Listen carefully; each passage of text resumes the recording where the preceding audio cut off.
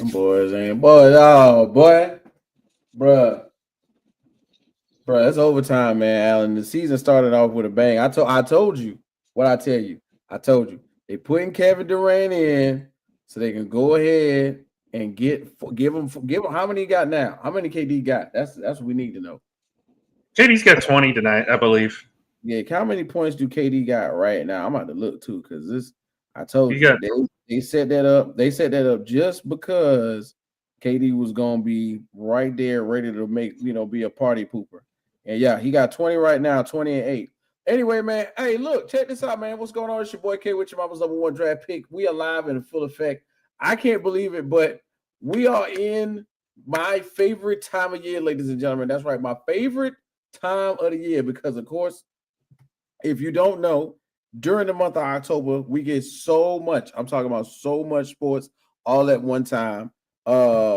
It's ridiculous because if you've been living under a rock, we get a little bit of everything, man. We just had the WNBA championship pop off. Shout out to the Las Vegas Aces. Of course, the Las Vegas Aces, if you don't know, once again, 3 out of 4 WNBA championships on that joint, and really much well deserved by the Las Vegas Aces. And then boom, right? World Series this week, right, Alan? I know you're excited about that. You and the guys from Lock It In, of course, are going to do, some picks coming up this week. Of course, for probably game 2 and 3 for the following week. Did y'all do any picks this past weekend? Any props for the World Series? No. Most of it's all college football, NFL stuff. There's nothing really much to pick as far as the World Series. I mean, it's going to be an interesting matchup, though. I'm kind of excited. I can't wait to watch it. Man, listen, me too. I'm in the same boat as you, bro. Then of course, NCAA football is going on every day. So much going on. We got to get into. Thanks again, Alan, for doing you Give Me Five. Coaches getting fired. We're going to talk about that a little later on. I don't know if you want to say coaches finally getting fired. They on a hot seat, but we definitely got to check that out. And then, boom, the NFL mid-season right now. Or kind of mid-season. This week 7. Can't wait to get a chance to talk about that. But tonight, just now, or continuing as we speak, Alan, your Oklahoma City Thunder unveiled their championship banner on night 1 versus the Houston Rockets, and it's a heated game. Am I correct about that? We are now in overtime. How much time we got left in overtime, Alan? About 48 seconds. Okay. Getting towards the end of here. But OKC was down as many as 12 in this game, and now there they are with about a 4-point lead, about to close this game out. And it's crazy. It's crazy, dog, because I was paying attention. I was getting stuff together. Kids is out here screaming and crying, but I'm watching the game, and it's wild to see that this is the first game of the season where the Houston Rockets unveil their 6'9" and above lineup, where everybody is dang near 7 foot. You know, KD like to say he's not 7 foot, but clearly everyone can identify him as 7 foot. I think this was really dope to see. How do you feel about your first glimpse of your Oklahoma City Thunder, man? We're going to get deeper into it, but how you feel about your first glimpse at it? I mean, this is typical OKC from a season ago. Anytime that you're never truly out of a game, you never really are with this team because, again, they were down 12 by as many as 12. It looked bleak. It looked like Houston was going to dominate this game. And here, Shea with 23 in the second half coming in. He's had a couple big shots here in overtime. Like, this is what they do. They play till the whistle. They play till the final whistle. Oh man, yeah, and that's definitely what's going on.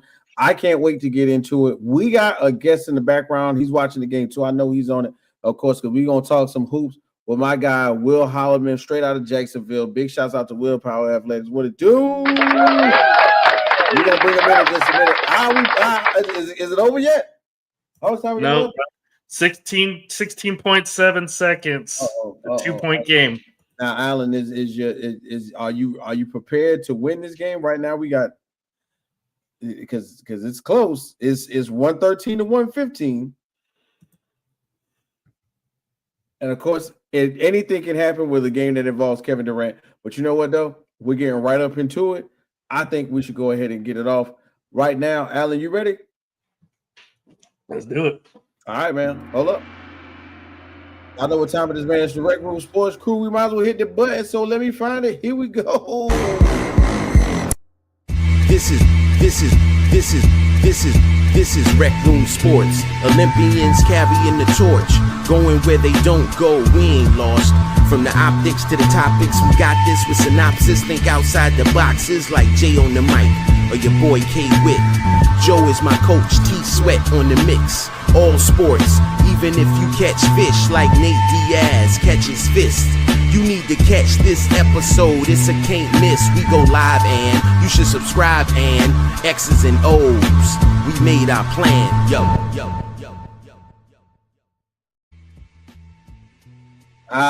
Yes, sir. You know what time it is, man. We back in the building on a Tuesday, October 21st, 2025. Yeah, man, it's the crew from the RecRoom Sports. It's your boy K Witt, man, your mama's #1 draft pick, and I'm here, of course. You know what we did. You know what I got into this weekend, Alan? I got into a crock pot after I took my first official fast. Give it up for taking doing fast, man. I don't know if y'all know about intermittent fasting and the qualities fasting has on your health, but you know, there's some positives behind it, man. You know, everybody be tripping like, oh, I'm gonna be hungry. Try it. Don't eat for 2 days. Drink nothing but water. Give your body a chance to reset and see what happens. Right after that, man, I found me a nice crock pot recipe. Real dope. Went along with what I had for the game and for UFC over this past weekend. But of course, man, we got my guy in here, one of LTS's, that's right, Let's Talk Sports and RecRoom Sports own producer, host. And what else? What you do? You do so much, Alan. Like, what? How many tasks do you have? Anyway, y'all, it's my guy, Alan Morales. All right, what's going on, bro? How you feeling? Everything good? I mean, what a week for me, right? Dominant win against South Carolina. No offense to you guys. Hey. Shane Beamer had it coming after last year. Dominant win for us. Dominant win over the Commanders for the Cowboys today, and now you can't ask for anything better in an opening night than an overtime game, right? Right, for sure. Well, look, it's happening as we speak right now. The NBA season is getting underway. It is day one, game one. Oklahoma City Thunder unveiled their championship banner, and then they let the guy who helped put the bricks on the ground, that's right, Kevin Durant, with the brand new upstart Houston Rockets, and it's going down to the wire right now. It's 1:15, 8 seconds left, and I'm locked in, but we gotta do the show. All right, man. So once again, big shouts out to everybody in the building. We want to make sure you know we're here for you, and you want to do your thing. It's Tuesday, man. So you know how we do. We going up on a Tuesday like normal, man. So, man, get your people out here, man. Make sure you follow us right here on Twitter/X. Okay, make sure you get with us right there. On Instagram, _ RecRoom Sports. On TikTok, that's at RecRoom Sports Hub. On YouTube, that's at the RecRoom Sports Hub. And while we doing our thing, man, as we getting into all of these sports, do us a favor, man. Tell us who's your team. Shout it out in the comments. Let us know what's going on and what side you repping, because, of course, we got to cover a little bit of everything today. And then, you know, I got to give a big shout outs, man. Shout out to my drivers, my Uber drivers, my truck drivers, whether you going across country or just inside the state. Also, shout out to all my dancers. You know what I'm saying? All of my dancers, all my teachers, everybody who got a chance to participate in homecomings this weekend. Homecoming was a big deal where I'm from, in Orangeburg, South Carolina. So shout out to all my alumni from Orangeburg Wilkinson High School. You know what it is, man. Big 05 in the building. Rather big turnout for homecoming. And then, of course, down here in Jacksonville, we had some homecomings as well. Big shouts out to all the schools, you know, Range, Reebok, you know what I'm saying? And we can't forget about Wolfson. Big shout out to Wolfson High School.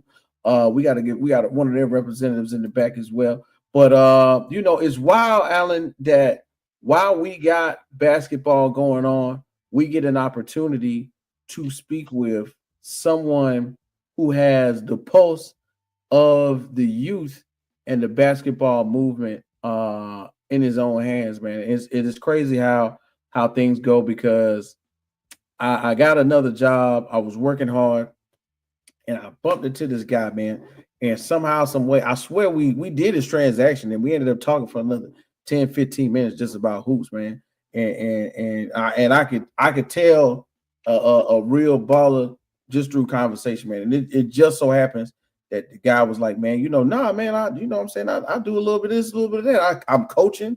I used to play. I've been overseas. I'm back home now, so I'm working on a couple things. And I was like, nah, man, I need to get with you. And it is crazy how ever since then he's been real cooperative with giving me some information and some knowledge, especially on the events that he's having. And I'm glad to bring him in today to the show. So introducing to the RecRoom Sports Hub family, I want to bring in my brother, our guest today, my guy, Mr. Will Holoman. Will, what it do? What's going on, man? I appreciate you having me. Hey, man, but we appreciate you for coming through, dog. Because I know you got a really hectic schedule, and I appreciate you squeezing us in some time today. But man, it's been a long time coming. I've been looking forward to getting a chance to speaking with you and everything. So, let's go ahead and start from the top, man. So, of course, just give us a brief introduction of yourself and tell us what you do out here in Jacksonville with Will Power Athletics. Yeah, well, I own and operate. Can you hear me okay? Yeah, we can hear you pretty good. Okay. Yeah, I own and operate Willpower Athletics LLC. So basically I call it a basketball enterprise. We cover the ground with pretty much everything, youth sports, adult sports, and everything in between, training, development, have an elementary school league now. So pretty much anything for anybody that plays basketball, I probably got something for you. Right. Okay. So yeah, of course, Will, doing a little bit of our putting this together, man. With me working in the greater Jacksonville area, like you have history here putting boots on the ground. Well, putting shoes on the court, so to speak. So of course you a Jacksonville native.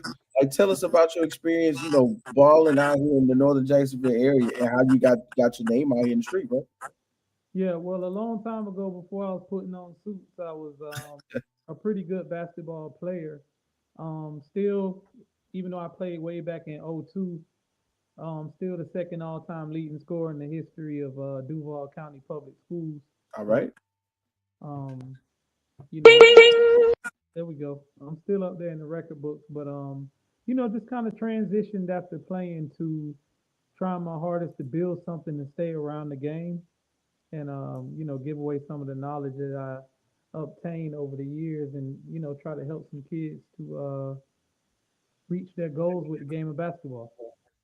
That's what's up, man. So, I know you mentioned training. I know you mentioned you got some leagues. So, in the past couple weeks, I think you had an event not too long ago. Is that right? Tell us about that. Yeah, the party don't stop. So, unfortunately, I lost my sister a few years ago, but she was an intricate part in me continuing staying around the game and things of that nature. So I named my middle school elite league after her, called the Jackie Classic. Mm. We just wrapped that up this past weekend. We had like 10 really good middle school age organizations participate, and it's really good for the city because there's a lot of high level kids that play in it. But more importantly, it gives me an opportunity to keep my sister's name alive. Oh yeah, no, most definitely, man. I think that's a great way of keeping her name out there, with you in the league and making sure that, we remember her in a positive way and we keep that legacy going. Now, as you said, right, that's a middle school league, but as we getting into high school, the travel basketball has gone from, kind of like a really local thing to almost an enterprise. Like over the past couple of years, bro, what kind of changes have we seen in the AAU circuit, the travel basketball circuit? I think when we was chopping it up, we got a chance to talk a little bit about EYBL. Like when you throw that nuance of financing into the bowl, like how much has that era, from when you were balling, changed to what you're seeing now with the youngsters in these tournaments? Well, now AAU is more like the Wild Wild West. Um, Oh yeah, you know, right. when I played, AAU was just that. It was for elite kids who were looking for an opportunity to showcase their talent so they can make it to the next level. Now it's sort of become just an activity for everybody. So it's wide open. It's not heavily regulated. It's really a mess right now because I mean anybody, anyone can start an AAU organization, and that could be a good thing, but that can also be a bad thing. So, like I said, it's like the Wild Wild West right now, man. It ain't all elite. So, Mm. Well, yeah, hey, look, I'm gonna tell you what, man. A few years ago, myself, my boy Jay, another one of our old co-hosts, shout out to Coach Joey and T Sweat, man. We got a chance to travel to the Peace Jam out in Augusta, South Carolina. Shout out to Augusta, South Carolina. And man, like and I'm sure it was an exciting thing to be around, what I'm saying, in the past, but the fan face, you know what I'm saying? Like the coaches, the players, there was Bronny, there was what I'm saying, Cheyenne, was it Cheyenne? Carmelo's son was in it, the Boozer twins. We was hearing whispers about Cooper Flag. We was hearing about Cooper Flag. Like the names are born and bred in these EYBL, these ABC, these Adidas camps, these tournaments now. Like as you have been helping, especially in the Florida rank, like have you seen more of a push to be like, yeah, let's put the names out there and put the recognition behind them, like that, like we see in other places? definitely, I think that has a lot to do with this being the social media era. Right. It's a little easier to get your name out there. Back in the day, in my era, you really had to make a splash um, with your name in order for people to know who you were. I Mhm. think now it's a little easier because if you have the right team behind you as far as marketing, you can make yourself a little bigger than what you really are. Mhm. Not saying that these kids aren't good, but social media is definitely a powerful tool in terms of marketing yourself. So I think that kind of what young guys are doing. Yeah, man. I mean, I feel like, for example, man, I'm in my mid-30s, man. I feel like I was hearing about that kid, Mikey Davis, for 10 years. He had to be 12, 13 Yeah, balling. And of course, I'm saying shout out to Mikey Davis and his team because he's been going through some uh, you know, judicial issues and things like that. And hopefully he'll get his feet on the ground where he need to. But that type of spotlight was on a kid like him for the longest. Another set of people, just a family, the Ball family. You know what I'm saying? LaMelo, Leangelo, and of course, LeVar. The daddy. They right. kind of that was right around that same era. I felt like they had a camera on them through their entire journey, and we was really, somewhere in that whole in the whole mess, like, we kind of missed a little bit of the thing, but they became popular through, like you said, social media. And of course, everybody's got a phone, so like now, man, when you were doing your thing, you got your camps, you got your practices going on. Are you catching like more and more parents or cousins, uncles, aunties, like trying to get a good shot of their nephew and them making a layup or something? Is that a big thing? Oh, it's definitely a big thing. I had to kind of ban kids from playing with microphones on. Oh, Uh, what? Kids wanted to mic themselves up, for their social media pages, and I also had a few kids who wanted to set up tripods And I was cool with that. But yeah, it's a whole new world out there now, man. Everybody's trying to market themselves, which I'm not mad at, because it's just the evolution of sports. And I'm unfamiliar with all that, but that's the way things are now. So as old people in this game now, we have to continue to adjust. Yeah, I figure that's the big adjustment, bro. Like, because literally, man, if you got a TikTok, an Instagram, a Facebook, you trying to get them views up, man. I'm trying to go out there, you know what I'm saying, and Will watching. I'm trying to cross everybody up. And the game is changing, and I know you see this especially, and we'll get a little more into it as we talk about looking forward to seeing this NBA season. Like the game has shifted to more of a pace and space game, right? I remember it used to be, we're probably closer in age. I remember it used to be about who got the most hops, who can bang on somebody and get the crowd to ooh and ah.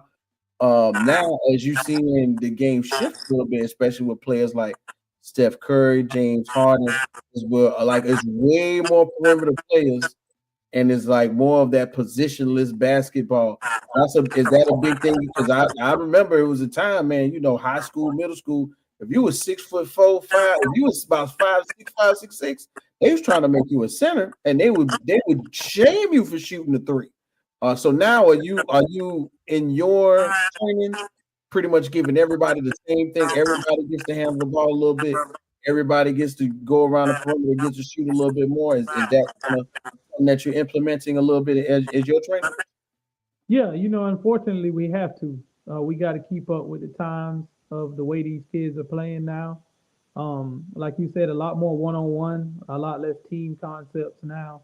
Mm-hmm. Things of that nature are a lot less physical, a lot less banging. I think the NBA was, wanting to have a lot of European influence. Oh yeah, A lot of those guys, they couldn't come over here and really thrive because, they couldn't bang down low with Shaq and Patrick Ewing and David Robinson and guys like Dirk coming over here. They kind of spread the court for them so they could, come over here and kind of have a role. Yeah. That kind of took off, I think, when he ended up winning a championship with the Mavericks. And it's a copycat league. So once one team does something, now everybody wants to go get a stretch to stretch the court and all that. So, but it's in waves because now then you got Steph Curry coming through with the small ball. But now you got Houston starting 4 people 6'11". So yeah, the league goes in different waves and different trends and stuff like that. For sure, man. And I don't care what nobody say. Alan, give me an update, Alan. What we looking like on the score right now? It is 32.6 seconds in the second overtime. It is 123-122 OKC. Here's a key thing that happened at the end of that first overtime. They missed a foul call on Houston, and then as Kevin Durant rebounded it, he called for a timeout with seconds left on the clock without them having an actual timeout. But the referees didn't call the technical, so it ended up going into the second overtime. This the beginning of the season, so you got to let a call or two slide, man. Let go of that whistle. You know what I'm saying? And I feel like every NBA and every official, no matter what sport they officiate for, has to get at least a yearly vision checkup before the season starts. Yeah, you gotta get them eyes checked, man. For real, gotta get them zebras eyes checked. But you know what, Will? It's crazy that we starting the season off with you. We got the overtime game going on, and of course, want to make sure we get your thoughts in because I'm locked in on the game too. So, quick question, Will: if you get fouled shooting a three, right? How many points you can get all together? It's 4. 4 points. Okay, man. So, Will, guess what, dog? I know we were talking off the air, or whatever, and you got 3 plus 1. We're gonna get into right now, and I want you to tell the people. So, wow, there it goes, man. Your 3 plus 1, Will. Let us know your outlook on these seasons with these 4 things. What you got first? My Lakers, they just coming on tonight. I think we up by 3 right now, but hopefully Luka getting back into that Dallas form, Mm-hmm. back to the promised land. So that's what I'm really I'm trying to see how Aiton fits into the offense. Oh yeah, yeah. He can be a pick and roll lob threat um, for Luka, Right. and play a little defense too. So I can't wait to watch this game tonight and see how they use him in the offense and all that type of stuff because I think he's the most important piece. Most definitely. Yeah. It's funny to think that without AD, how they looked for those them last couple months with no AD, no big presence in the paint. Everybody remembers DeAndre Ayton with his stint with Phoenix, and they got to the finals, and they lost. But before he went to Portland and kind of just got lost in the sauce, DeAndre Ayton was, technically one of the top 4 or 5 big men in the league. And hopefully, playing with somebody like LeBron, somebody like Luka, that could be, you might be right on that one, right on the head with that lob threat, that pick and pop guy be available, especially with an Asian LeBron. You know what I'm saying? LeBron needs to defer a little bit more. And then Luka, I know you seen Luka look like he stopped eating meat for the summer, right? Yeah, but I mean, even if they in shape, I mean, Luka doesn't play defense. LeBron don't play defense. So that rim protection very important. So we hoping Aiton is hungry because I think what the Greek Freak did to him in the finals, putting up 50 and 20 and all that crazy stuff, treating him like a little kid. I think that's what kind of sent his career down the drain. So hopefully he comes back hungry because that's people's last memory of him. And Phoenix ain't want to pay him after that. After what Greek Freak did to him. So yeah. Shoot, they was they was looking at him like he pretty much quit them last 2 games against Milwaukee, and they sat him down, and he was arguing with Chris Paul and all of that. Right. It kind of took him out of his whole pace, where he like I said, he kind of drifted off into Portland and was open for a fresh start, but I don't think he really came in the way he wanted it to when he got to Portland, but you know what it is. Oh yeah. Oh Shay. I know Jay. Shout out to Jay. I wish he was available right now. This would have been a great opportunity for Will and Jay to get their conversation on. It was lost in the sauce with Mighty Williams bench during during the playoff. Yeah, bro, you exactly right. You hit the nail on the head. He was looking wild before then, but maybe he can regain some of that confidence with and LeBron and Luka with the battery in his back. As it goes on. Let's see. Look, I got my guy Bobby G in the background. Let me see. Bobby G, we're gonna bring it on in. Talk a little hoops with us right quick. One time for Bobby G, straight out of Audible podcast where life is sports meet coaching. Bobby G, we're on right now with our guy Will Holoman. We're talking a little hoops, man. I know you want to get in on this one. Hey, what's happening? For sure. Always ready to toss some ball. You know what I'm talking about? Okay. And then sorry if I looked locked in. I'm just like I got the radio broadcast in my ear and I'm looking at the score. I'm like shivering right now. It's close. It's too close, man. It's too close.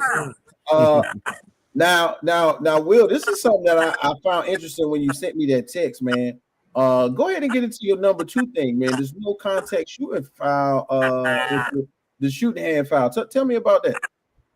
I don't like the rule just because I think the players have kind of inculcated that in their game to kind of after a guy shoots to tap their hand.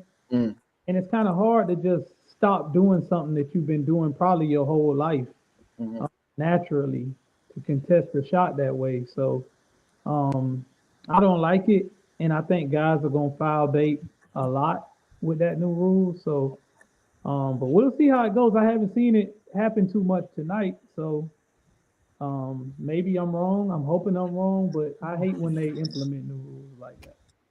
Okay. I feel you. I'm somewhere in the vein of I'm thinking about like when they stopped that leg kick out. You know what I'm saying? And they made it offensive. Right. You know what I'm Right. saying? When the quote unquote Reggie Miller foul. You know what I'm saying? Reggie had that leg.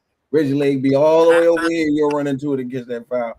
It'll be a 0.3. And then at the same time, another name that comes to mind with that foul that made that foul famous, especially when the step back became way more popular. James Harden. Mm-hmm. Harden's another one that's probably going to be affected by that one as well. I can't wait to see what the Clippers look like. But then of course, you got the third thing, man. We got number three. We got the New York Knicks with a new head coach, Mike Brown. What's up with that? Why you New York Knicks gonna look with Mike? Real quick, OKC wins 125-124. I know you're happy about that, Alan. I know you're happy. It's one game, man. I don't need to be heavy drinking after one game. Come on, guys. leave the drink alone, man. You get to celebrate a little bit because they put the banner up. But yeah, of course, Will, like you were saying, with New York having a head coach like Mike Brown, saying championship background, been on a lot of good benches. How do you feel like that's going to affect New York, especially since they did pretty good last season? Yeah, I think that they were a very poorly coached team. Tibbs just to play 6 people, 7 people at the most for a whole season and just, let Brunson dribble the air out the ball. I think they could have got a whole lot more out of Anobi. I think they could have, used Brunson a little bit more off the ball, things of that nature. And it was almost like Tibbs just kind of threw him out there, and they still did very, very, very, very well. So I think they'll be a pretty dangerous team now that they have someone who's actually going to coach the team and run sets and things of that nature. Yeah, I can agree with you. I think they got some really good additions. They kind of did like an addition by subtraction thing when it comes to what's going on with the Knicks. I know that last season they was looking at Hartenstein, and OKC and going, man, we could really use that size around there. Bobby, man, when you think about the New York Knicks and the addition of Mike Brown, what you think about, bro? I'm extremely excited and happy. I'm so glad they hired Mike Brown. What has Mike Brown done in his career without LeBron James? Absolutely nothing. And as a Cavs fan, if that's the team we got to face in the playoffs and we meet up with the Knicks, I'm so happy because I know exactly what to expect from Mike Brown in the playoffs. Like, it's not an upgrade at all. Like, I understand moving on from Tibbs, it is what it is. But to move on from Tibbs for Mike Brown, I got questions. Like, I mean, they showed that they had no clue what they were doing in the coaching search from the jump, though. So, like, yeah, I'm excited. I'm extremely excited. Brings me much joy to see Mike Brown in the Eastern Conference. Oh yeah, man. I'm sorry, bro. Will, I didn't inform you. So Bobby currently lives in Las Vegas, man, but he is our resident Cleveland fan. So that's all Browns football, all Cavs, all last season. Our guy Jay that just jumped in the comment section a minute ago. Him and Jay was going back at it about the Cavs. And I'm gonna throw that in there as well too, just to see what he say. And then of course, go ahead. Oh no, just to comment on the it was the shooting. I'm in favor of that shooting foul. So I mean, when I played, I was a shooter, and like you're taught as a shooter, gooseneck, finish your follow through. Like hit. It's always been a foul. Like in every league I played on, you can't hit a dude on follow through. It's similar to undercutting them in the land zone, and I'm not talking about the exaggerated kicks. Like you see, like Reggie mastered the exaggerated kick. He was really the only person allowed to get away with it. But you can't exaggerate a follow through. Like your follow through is your follow through, and for you to interrupt that, that creates a huge advantage for the defense. So I'm in favor of that. I'll tell you a rule I'm not in favor of though. What's up with this nonsense about them making a full court shot, like a team shot? Get out of here, man. Suck it up, fellas. Y'all are professionals. You're supposed to get buckets. You can take the hit off one miss. One miss isn't going to prevent you from making the $300 million that you earn for averaging 20 to 30 points a game. Like, they got to quit being babies about that shot. I literally make it a team fine. If you get a rebound and there's a second left on that clock, you better heave it. Well, that's $5,000 coming out your pocket. Oh man, hey, look, it's a way to get it that they trying to implement a lot. If you want to, since everybody want to be shooters, you know they trying to do a lot for that right now. And then of course, Will, you got one more. Since you got that +1, and this is pretty. You know what I'm saying? This is one I think is very low key. To me, I think this is a great one. I'm glad. Sorry to think with the journalist. So I'm trying to think, man. If we do this one because it's Florida, we got to do it right. So you got your +1, man. You talking about the Magic? What you thinking, bro? I think it's gonna be a really good season. I think defensively, last year, even though they were missing 2 or 3 of their best players, they one of the best defensive teams in the East. So, if Desmond Bane can get on board with the way they rotate defensively, I'm really excited. I'm a Laker fan for life, but with Orlando being so close, I'm able to go down to a lot of the games, and I just, it would be great, to have Orlando in the Eastern Conference Finals or something like that, because, we would be able to go and check it out. So, I'm always rooting for them too, a little bit. Hey man, I definitely feel you on that one. It ain't right now. I definitely can't. I don't know what's going to happen with Miami. We can't really put a stamp on that one. But Orlando with a healthy Blanquero, and like you said, if you can get Desmond Bane to get in that space where a lot of the scoring is not reserved just for Blanquero, you got that perimeter health, and Desmond Bane like to play defense too. You know what I'm saying? Desmond Bane like to play defense too when he was out. If you come from the Grizzlies organization, they're known for playing some defense. So he had to have played some defense out there. So I'm excited to see that too. I think that was a good one. Bobby G, man, you an East Coast guy. Another obstacle for the Cavs, or you think this is a good one? No, man, Orlando's solid. I think they're, as the Eastern Conference stands right now, I think they're the 4th best team. 4th? As it stands right now, like if everybody was healthy, they wouldn't be. But as it stands right now, yeah, in the 7-game series, I would pick them over the Celtics right now. I pick them over the Pacers right now. I probably pick them over the Bucks right now today. Yeah, y'all not beating them without Jason Tatum. I'm hurt, man. You can be hurt all you want. It is what it is. Like, I wouldn't say 4th. I'd say top 2. Whoa, no, they're not better than the Knicks or the Cavs right now. Man. Hold on. Hey, okay, all right. I like. We'll know what's up, man. You said top 2. I like that. Top 2. Yeah, they're not better than the Knicks or the Cavs right now, and they're not better than the Pistons right now. Okay, hold on. I'm sorry. I like that. We got a moral comment this one right. So top 2. If we say top 2, Will. Who's one? Who's one then? That's the question. Who's number 1? Who's the best team in the East? In the East, the Cavs are the best team in the East right now. Huh? Who do you think is number 1 in the East right now? I would honestly say I think Orlando is probably the best team in the East right now. Wow. Okay. Wow. Allen. Tatum being hurt. Vegas would disagree with you. Allen, you're number 1 team in the East. Who do you think is number 1?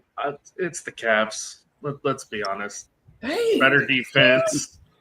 Better defense. You still have Donovan Mitchell. The only team right now I could see giving them much of a challenge is probably Detroit. If they continue to play like they did last year. Because I'm with Bobby. I'm not a believer in Mike Brown either. Wow, man. That is crazy. And the thing is, the Knicks are returning healthy players. This is what Knicks are returning healthy players, and they're not even 1 or 2. Now I got the Knicks at 2. And it's Jay's right here. Jay says Hawks Eastern Conference. Look out for the Hawks now. Look out for the Hawks. I got a feeling that we it's gonna be some things going on in the A. And we ain't talking about Magic City, okay? But it's gonna be some things going on in the A this coming season. That's what makes the NBA so good though, because none of these guys are dominant anymore. For us that was raised in the Michael Jordan era, we know what real dominance looks like. mhm. A lot of these young guys, like even like a Donovan Mitchell, who I love, like, some of these guys just disappear during the playoffs and things of that nature. So it's always hard to say because I mean you can a few years ago, you might have thought Trey Young was the next AI, but then he just went back and you know what I'm saying? So these guys now, I think that's better for the NBA, the fact that we don't know if Anthony Edwards is gonna be the next MJ. We don't know, like from night to night, you don't know because none of these guys are really dominant consistently. Yeah. So I think that makes better for viewership because that's why it's such a good debate. Because I mean, Orlando can come out the East, Cleveland can come out the East, New York can come out the East, Detroit can come out the East, depending on who gets hot in the playoffs. Indiana can come out the East. So, I think that's better for us basketball lovers because it's more so it's wide open now. Yeah, man, most definitely. Hey, with the Celtics right now, feeling for Jason Tatum and making some moves in the offseason, I think it's especially in the East, it's a toss up. And I feel like once the ball is rolling, we're gonna have 2 or 3, 4, maybe 4 teams rotating between that top 5. And I'll definitely include Orlando. I'll throw the Knicks in there. Depending on how the Pacers feel that spot, because of course we all feel for Pacers right now. Almost made it, almost had it. Depth chart, of course, in everybody's mind. We want to put, what I'm saying, we want to put the best players out there, but unfortunately, for the Pacers, it's not going to happen for maybe the majority of the season, probably all the season before we see a fully healthy Pacers team. But Yeah, they lost. Don't forget, they also lost Miles Turner. That's not a small. oh yeah, no, Miles Turner's a big deal. Yeah, Miles Turner is Yeah, that's tough. Losing him is very tough. right. Very tough. And it's especially he's been there his whole career. He's pretty much the glue guy. Now what are we going to do? Even when Tyrese Halliburton returns, you know what I mean. That's going to be a integral part of how their team looks and literally forms as it happens. But I'm excited to see that now. And then we're seeing what piece of the Western Conference right now as we speak with OKC and the Rockets and of course the Lakers and we get to see Steph Curry out here with the 17th season with the same team. Very Tim Duncan like. Draymond's already got teed up, so that's per the norm. Uncle Draymond ready to go, bro. Uncle Draymond ready to go. His hair is even more gray than before. He ain't gonna put no Beijing in. He gonna let it ride. Mid-season form already got teed up. All right, y'all. Before we get Will up out of here, man, because I appreciate you, Will. I know we were holding you. Give us, we kind of did a somewhat of a East Coast top 5. Will, what about a West Coast top 5? Who you thinking? Well, I'm never gonna bet against the Lakers, but I think, like I said earlier, man, I think it's great because of you don't know who's gonna show up during the playoffs. I mean, you can make a case for Denver winning the whole thing. You can make a case for Dallas to definitely win the whole thing. You can make a case for can't bet against Steph getting hot in the playoffs. So yeah, it's wide open once again.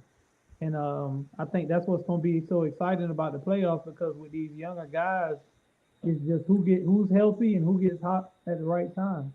Because we saw Luka a couple years ago, walk to the finals by itself, basically, get hot at the right time. So, and there's a lot of other guys I think who could do the same thing. So it's going to be interesting. Oh no, Mr. Holoman, this ain't the politically correct podcast. We gonna hold your feet to the fire. Give us the top 5, 1 through 5. Name Give them. you 1 through 5 right quick, bro. Give us 5 and go to 1. What the top?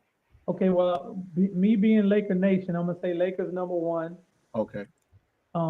If Kyrie comes back healthy, I say Dallas, and then the Nuggets, and then no. I'm gonna put OKC above the Nuggets, and then Okay. Houston. Okay. Now, I like that. If I had a sleep, Bobby, go ahead. Bobby, what's your 5 right now? West Coast. Let's go real quick. In the West, I mean OKC. Come on, you gotta to be the man, you gotta beat the man. So otherwise. In that 2 spot, honestly, I would go with the Nuggets. I like the acquisition of Cam Johnson. I think that's gonna pay dividends. In the 3 spot. And they paid Braun too. They paid Brian Braun. You know and they brought back Brown. Yeah, so yeah, Denver's gonna be there. 3 spot. Hey, give me the Warriors, man. Hey, Jimmy Butler for a whole year. Steph, this will probably be his last solid year, depending on how much longer he decides to play. Dude, free Kuminga. Steve Kerr, stop coaching. Let that man do what he can do, man. He's 20 points a game guaranteed off the bench. Just let him come off the bench and do what he does. Definitely. 4 spot. I'll go Minnesota. Man, Anthony Edwards is real. He can take that team. He can carry that team. They need to make a trade though to get him over the conference finals hump. And in the 5 spot, I'll go Houston. I like it. Alan, give me 5 real quick so we can before we let Mr. Holoman go and enjoy the rest of his evening. West side, right? Yep. OKC 1. We knew that. After what I saw tonight. After what I saw tonight, Houston 2. I'll go Denver 3, Minnesota 4.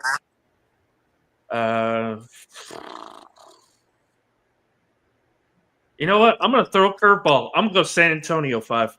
All right. I was waiting on somebody to say the magic word and talk about Wembanyama, man. But I can agree with y'all. I'm putting OKC at the top right now. I gotta go at Houston. It's crazy for me to not think about Dallas somewhere in the top 3 or at the least somewhere in the top 3 right now. It's just like Will said, especially when Kyrie comes back, he's all the way up 100%.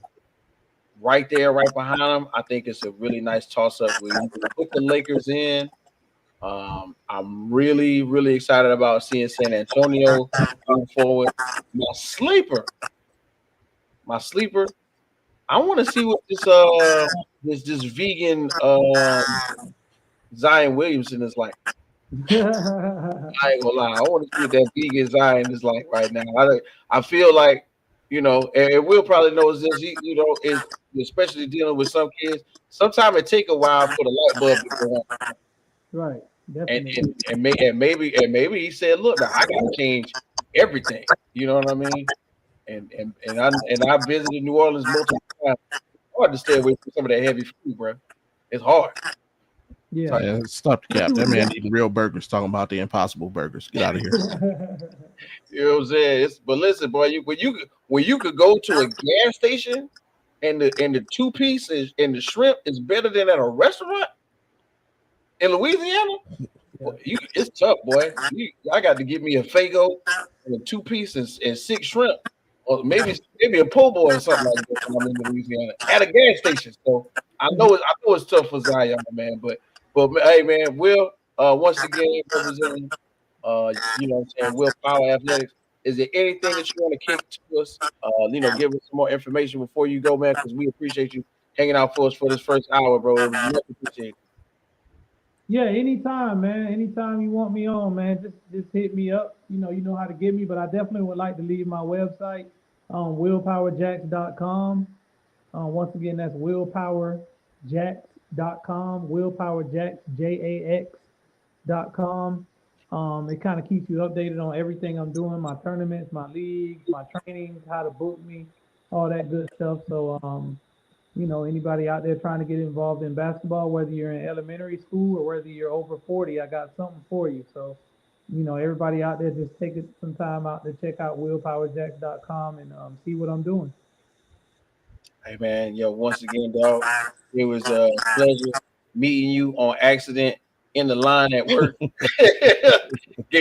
had about a 20-minute conversation just about ball, man. It was a pleasure having you on the show.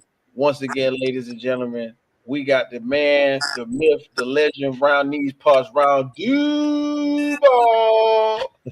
We got Mr. Will Holoman, man. Thanks so much for following through. And we're gonna bring you back when these games get heated. We'll give you a call, man. We're gonna bring you back in. We're gonna talk some more, all right? Man, anytime, man. Hit me up, man. I'm here for you anytime. Just hit me up. It was real nice being on here. Most definitely, man. We appreciate you. And make sure everybody, what's the Instagram, Will? What's your IG? Willpower2. So the O in power is the digit 0. So Gotcha. Will P0 WER digit 2. Got you. We're gonna go ahead and get you out of here on that note, man. Brother, appreciate you, man. Have a great night. Once again, y'all, Willpower Athletics Jacksonville. Make sure you follow him. Check him out.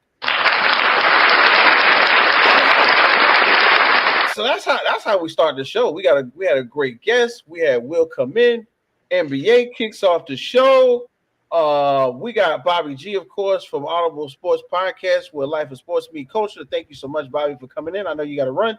And then also we got Alan AP. Once again, AP, did you guys have on the mat tonight? No, not tonight. Not tonight. Okay, cool. Well, thank you for coming in as well. And as we get into what we do best, we got to bring in one of my favorite people because she is always working. She's always somehow on somebody else's podcast. But I love the fact that she makes time for us to be available to talk about the things she likes to talk about. My friend and yours, ladies and gentlemen, the lovely Miss April. Miss April, what you doing? I like how game one you got this throwback AI Sixers jersey on. Very, very much. Because that's my baby. I love me some Iverson, so yeah. Look at that. It worked out perfectly right there. I wore it just for y'all because it's NBA kickoff. I didn't even realize the NBA was kicking off today, so I'm actually watching the game right now with y'all. So thank you. We appreciate it, man. Thank you for popping in. I mean, the Sixers could very well use Allen Iverson right about now. Right about now, yeah. We don't know that's another. It's the funny thing is we named a bunch of teams. Bro. We sure didn't say the Sixers. But the Sixers could use Alan Alda right now. What you mean? They could use me right now, and I would give them more help. The Sixers could use Shep. Y'all say y'all think.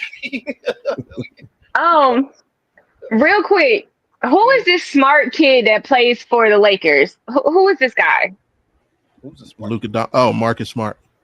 Oh, Marcus. I don't like him. I don't like him. Hey, Marcus Smart, I don't like you. Grab on Steph again, and we gonna have some words. Don't touch him no more. It's okay. I haven't liked him since he was in college. Oh Lord. Where did he go to school?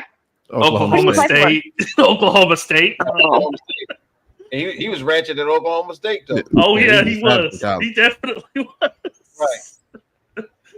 But anyway, as we continue to peek at basketball scores, I want everybody, of course, to keep us updated. This is the second game featuring the Lakers and the Golden State Warriors. Of course, Steph Curry going into year 17 with one team. He's out here doing the Tim Duncan impression. We're going to talk about our next sport, and this is one that I think all of us are kind of get into. April, Allen, Bobby, myself, Uncle Scott, I wish you were here. Jay on the road right now. We're going to do it, man. We might as well, man. It's that time of the year, so it's October.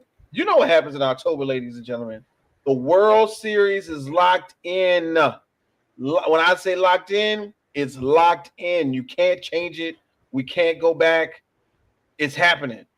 We can go back. Let me get this out because I got to break out. Back. We can go back. We can go back back all the way back to February. Yeah, I said the whole word like this. February Right. We can go back to the RecRoom Sports when a handsome young man, I think he lives in Las Vegas, Nevada. He might be from Cleveland. I don't know. This handsome dude told y'all the Los Angeles Dodgers were going to win the World Series. The baseball season is completely unnecessary. Now, people want to dispute that fact, and they want to go for the best, and the Brewers were the best team all year. But in the end, what happened? The Los Angeles Dodgers are in the World. They're going to win the World Series. So prepare yourselves like you're preparing for the end of the world. Wow. Because it's going to happen. It's going to happen. It's going to happen. And I told y'all it was going to happen. I'm not even a Dodgers fan. I just understand that the Dodgers roster is like when KD joined the Warriors. They made baseball unfun. And yeah. They win, and they're gonna win next year. I'm sorry. Well, just go ahead and say screw. Let me unveil this thing on picture. But I mean, since you done predicted the winner and all, of course the Los Angeles Dodgers, the Toronto Blue Jays World Series 2025, presented by Capital One, on Friday, October the 24th in Scotiabank Arena. That's right. They are playing in Toronto as the Blue Jays have home field advantage. Miss Averill, you have been you've been locked in this baseball season.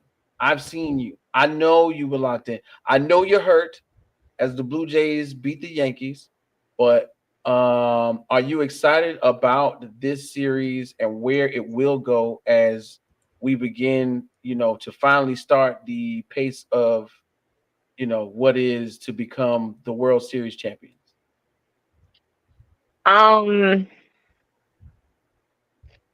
So let me take the Yankees fan out of me. And as a true baseball fan, I'm excited for the series only because of Vladdy going to the World Series. That's the only reason why I'm excited about this series is because of Vladdy. If it wasn't for him going, I wouldn't be excited. I mean, I would be a little bit more excited if it was Seattle, but here we are. I personally wish every game would end in a tie, but I know baseball doesn't end in a tie. So the Dodgers are going to win. Not happy about it. It is what it is. I hope it goes the full 7 games. And honestly, it would be nice to see Vladdy win a ring just as a baseball fan. But I don't want either one of them to win. That's just Yankee fan in me. I'm sorry. But it'll be interesting. I want to see if Ohtani makes any more history this postseason. That'll be interesting to see.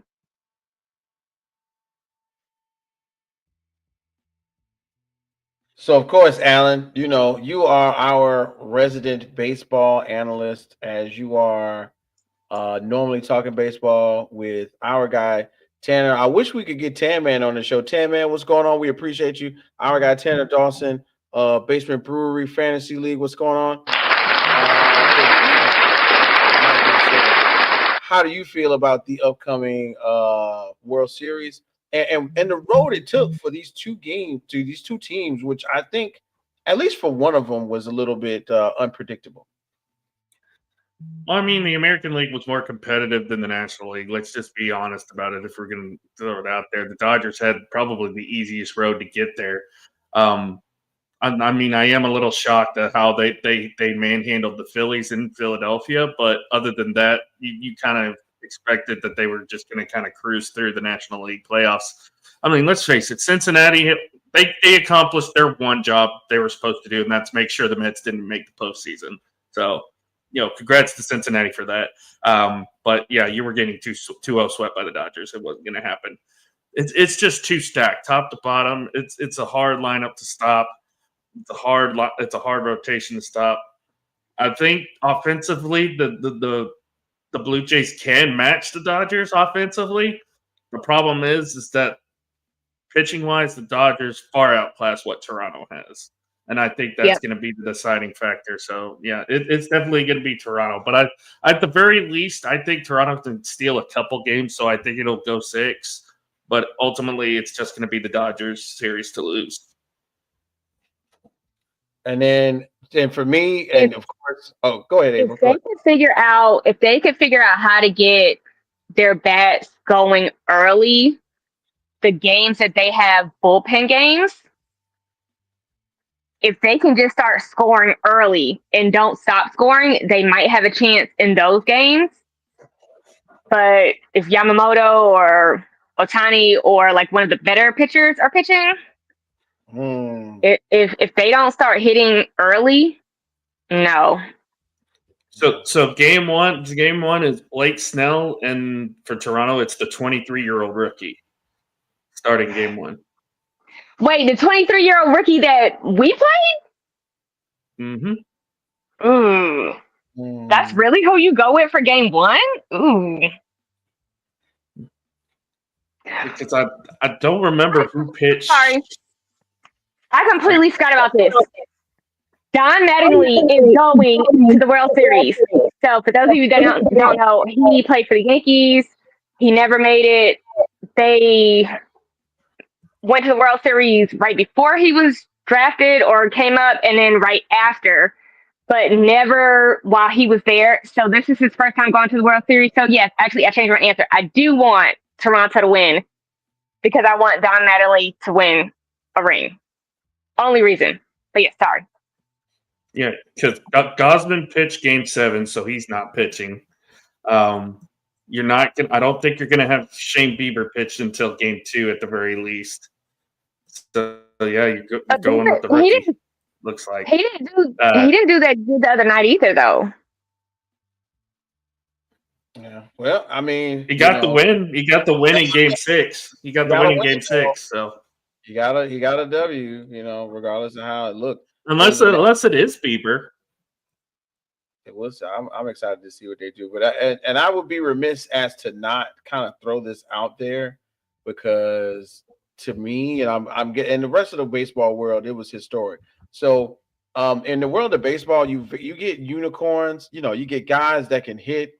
You get the long ball. You get somewhat of what you would have called the home run derby, the home run race.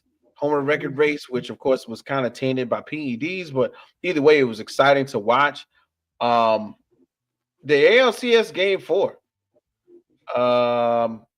one of the, if not the most legendary performance for a Dodger, maybe in baseball history. Maybe I'm shilling it short by just saying a Dodger. Shohei Ohtani went out there against the Brewers and did his thing by doing what, you ask? Pitching 6 innings, getting 10 strikeouts, only allowing 2 hits the whole night. And then, ladies and gentlemen, right, knocking in 3 home runs, going 3 for 3 at the plate was a walk.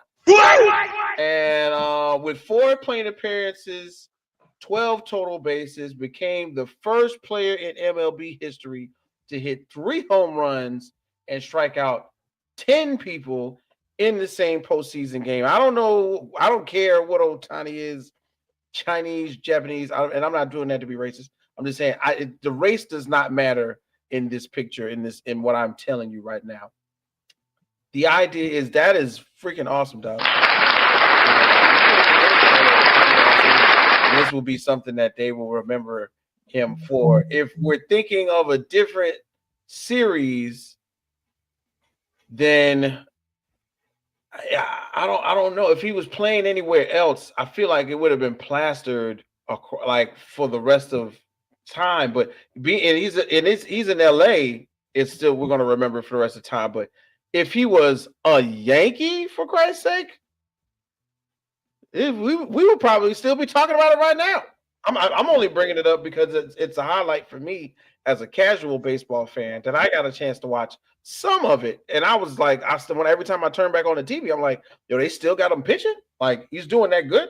They didn't pull him. They're not worried about him hitting, and boom, he gets through that many innings.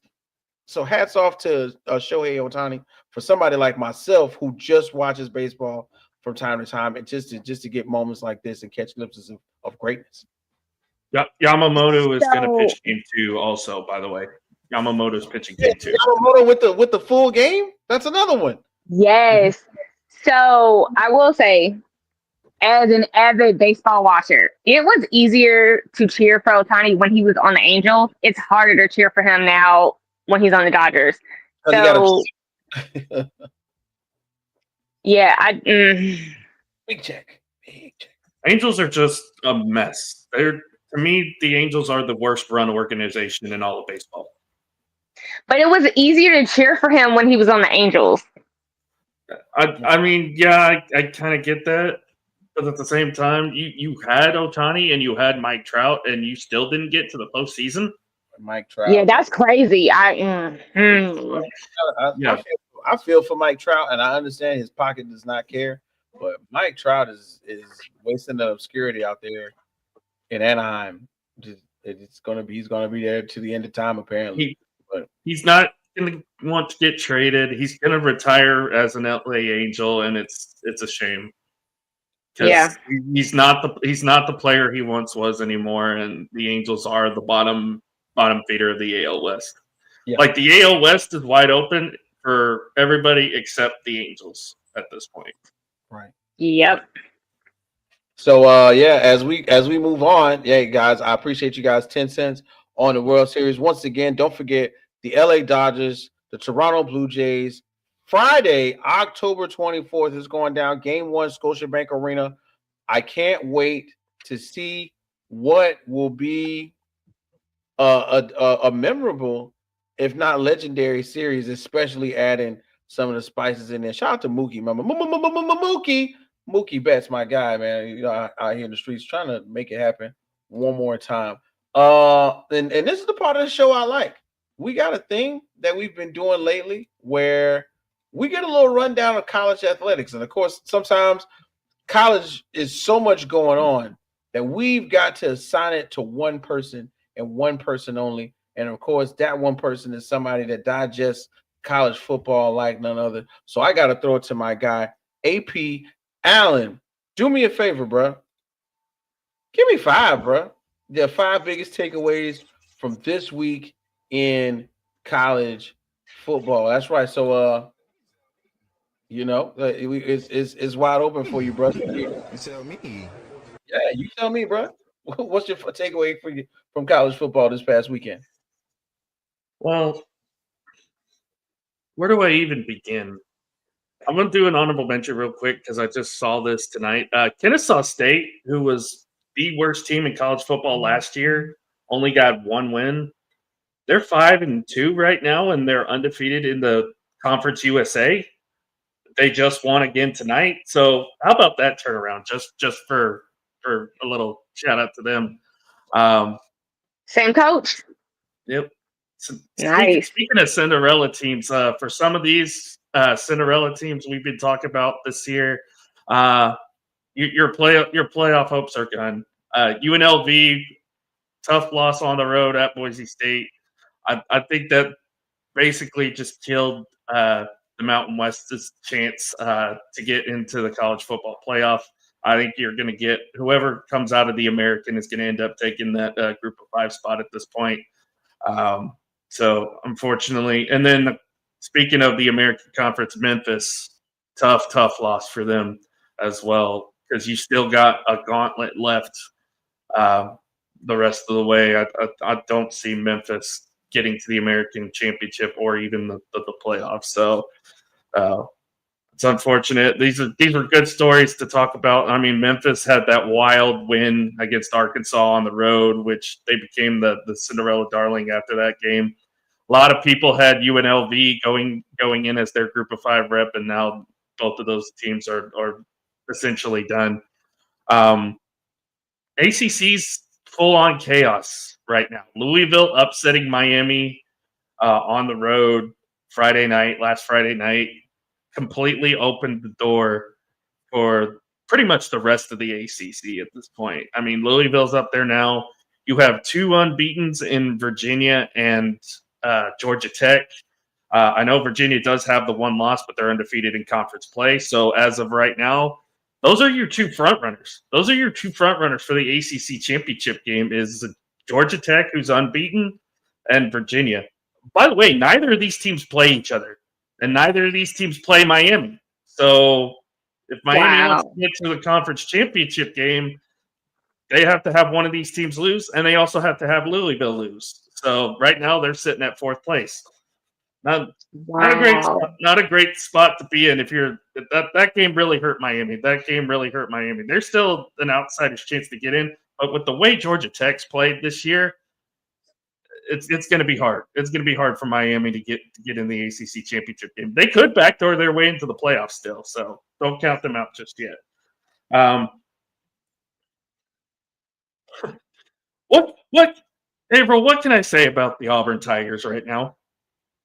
Oh, they suck. I feel so bad for Auburn fans right now. Like, it's so bad. Here's the thing. I don't. Because at the very least, I get it. You're in every game close.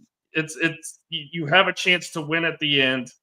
But Hugh Freeze's inability to finish games off this season has cost Auburn 4 conference losses. 4 conference games so far this year. And, Alan, but that was my Southern hospitality of me being nice. I really don't care. I mean, they're in the SEC. Yeah. But I mean, I get it. But it sucks to be there one of the seems to fans be it's like between Auburn and Lane Kiffin, there's always something that's being complained about. Like that. The whole Lane Kiffin thing's a whole nother story. We'll probably get to that next week whenever we blow them out. But Auburn, it seems like Auburn the last 3 years have just been the snake-bitten SEC team because anytime they've come close to winning a big game in conference, something always happens. Isaiah Bond's 4th down touchdown 2 years ago. That killed them in the Iron Bowl. I don't think they've won a conference game yet. They started off 3-0. They lost to Oklahoma with all that stuff that happened. They had a lead. They had a lead within the final seconds of that game last week and lost in overtime. They lost to Oklahoma. They lost to Texas A&M. They lost to Georgia, and they lost to Missouri. Those are all SEC teams. And the only games that they have won have been non-SEC teams. Baylor, Ball State, South Alabama. And then they have Arkansas, Kentucky, Vandy, Mercer, and Alabama. If you lose so they have one non-SEC team they're playing, and everybody else is SEC because Arkansas is SEC, right? Yeah, Arkansas is SEC. Okay. Yeah. Here's the thing. Arkansas already gone through a coaching change. They have Bobby Petrino in there now. Florida's already gone through a coaching change now. Billy Napier's out the door. If you lose to Arkansas or Kentucky, if you're Auburn, how does Hugh Freeze still have a job? Like, these are the two worst. To me, these are the two worst teams in the conference: Arkansas and Kentucky. Although Kentucky almost did beat Texas, which I about laughed at, but that's a whole another thing. I don't know how does a Texas team that has their way with us go into Kentucky and almost lose in overtime? I don't get that. So, but yeah, Auburn just seems to be like that snake-bitten conference team. I know the fan base is going to claim all these championships in the past. I know they're still living off the hype from Cam Newton from when he was there. I think their last title appearance was 2013 when they lost to Jameis Winston in Florida State. But ever since then, it hasn't really been anything. Really hasn't been anything. Outside of when Cam Newton was there, I don't remember Auburn ever being that school, except for when Cam Newton was there. I mean, And wasn't he only there for one season? it was we gotta put just a little bit of respect on to Auburn. The the I Cadillac. think the second time that they went without Cam was the Iron Bowl where they returned the 58-yard field goal. The cat. Okay. And I'm also thinking about just a little bit of relevancy with the Ronnie Brown Cadillac Williams years, and that's when like magically the Wildcat became a thing, and later on they kind of implemented a lot of that in the NFL. Just like how we're seeing like the tush push, the Wildcat was a thing once we saw Auburn kind of do it a little bit. So they got some really strong points. They got some really good Iron Bowl wins, I think, in the last couple of years. But you guys are completely correct just to think that the most recent memories we have of a elevated situation for an Auburn team includes Cam Newton. But other than that, And Hugh Freeze has been there, 3 years now? And he hasn't really won a big SEC game yet. Mm. So He'll probably be gone by the end of the season. yeah.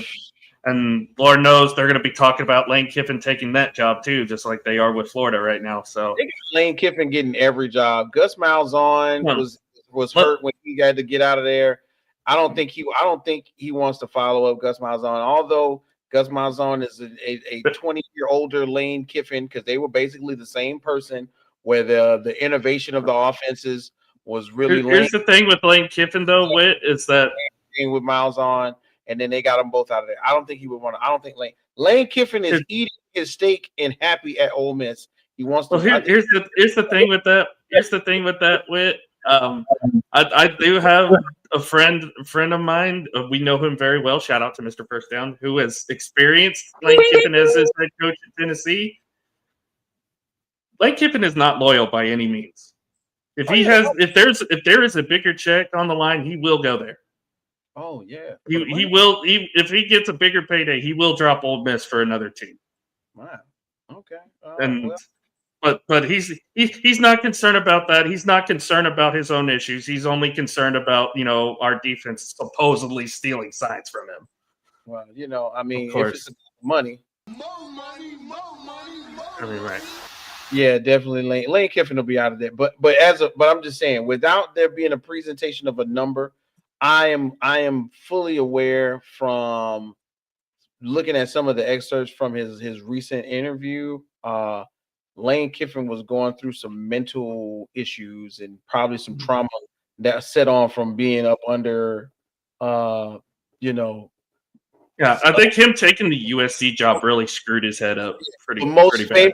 Most famous coach ever to coach college football shook him up a little bit. I think going to USC and being out there in California, living that lifestyle, if you live in that lifestyle a little too much on the field and off the field, it affects anybody if you're not mentally prepared.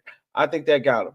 Then I think going to Tennessee, he's still kind of shaking the Saban off of him. But going to Ole Miss, getting a fresh start, having a few years off, regaining his full faculties, I think his best opportunity right now.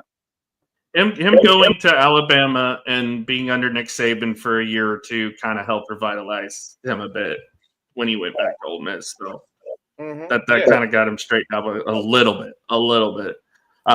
Meanwhile, back to the list. Islands of relevancy. How about Hawaii?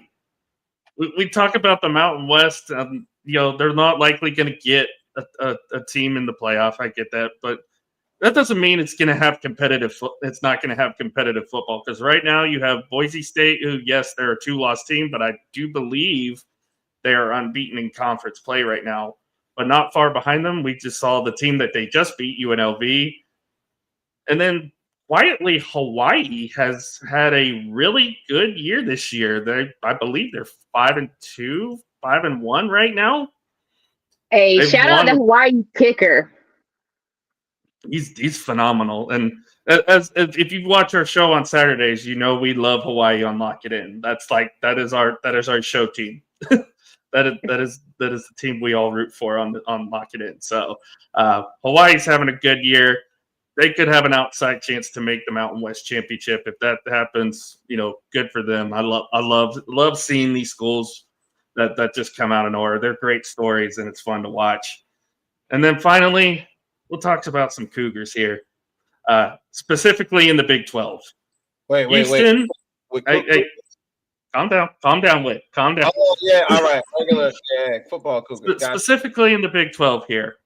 BYU, I don't think gets enough love. I think they should be getting a lot more love than what they have been. They've been playing phenomenal all year long. They're undefeated. Houston, only a one-loss team in conference. That only loss coming to a team that I think is the class of the Big 12, even though they did lose this past week, and that being Texas Tech. So, you're going to have a very competitive finish there. I don't know if BYU and Texas Tech actually play each other the rest of the way. But I do know that once that time comes, either one of these three teams, I think Houston you can't count out, BYU you can't count out. Big 12 is fun football unless you live in Stillwater, Oklahoma. But I don't think BYU is getting enough love. I think they're at least the top 12 team at this point right now. They're undefeated. They're at the top of the Big 12. Texas Tech. Do they play Texas Tech this year? Yep, on the 8th. Okay. That'll be a fun game. But yeah, I don't think BYU's getting enough love right now. So yeah, BYU doesn't get enough love. They oftentimes get left out in the rain. They're not the darling that they used to be. Oftentimes we get quarterbacks, we get wide receivers, even a tight end or two for BYU. But they're not as I guess, especially being a faith-based school, they're not as out there with the players and themselves. But don't ho. That's for football. Wait until this coming season when basketball happens and AJ DeBanster goes out there and racks up on them, on everybody, and gets an opportunity to show his skill set as he plays for BYU this coming season. Alabama, the Give Me Five once again was a hit. And somehow, some way, I think there was just maybe one or two things that we got to just gloss over. So thanks again for that one. Let's go ahead and see. I mean, also, Whit, I did do this before they announced Billy Napier getting fired. So that was a significant thing that happened. But honestly, we kind of expected it at this point with Billy Napier in Florida. we saw it going on before it happened. To be honest with you, yeah, for sure. I got a question, Alan, before we leave college football. Mm-hmm. What's going on with their tortillas? That is a Texas Tech tradition. They throw tortillas on the field at the start of every game. But now officials are saying that they're going to call it a personal foul or an unsportsmanlike conduct if the Texas Tech fans do that. So, which is funny because if you saw the game, what was it, last year against Colorado, Travis Hunter had a tortilla fly right in front of him. He just picked it up and put it in his pants.